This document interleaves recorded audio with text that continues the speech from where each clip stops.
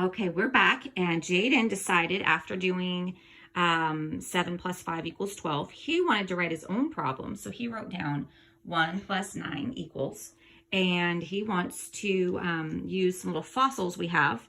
He loves fossils. And so he's going to use those to count out on the 10 frame and add 1 plus 9. So on the first 10 frame, how many things do you put? 1. And how many go on the second 10 frame? 1, 2, 3,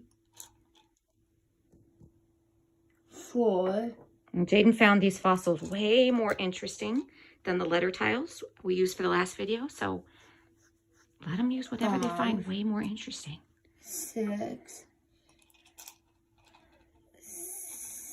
As long as it's safe, 7. let them use it.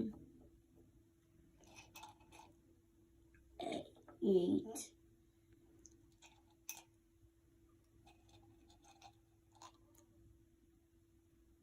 9.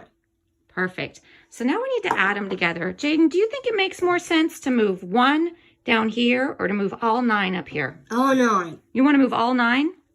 Okay. If that works for you, that's your system, right? We move all the bottom ones up. Let's do it. So sometimes students are going to choose a method that's slower than what you might predict, but it's not wrong. There's nothing wrong with moving all 9 instead of just moving 1. We don't necessarily want fast. We just want them to understand. So Jadon, what's 7? I'm sorry, what is 1 plus 9?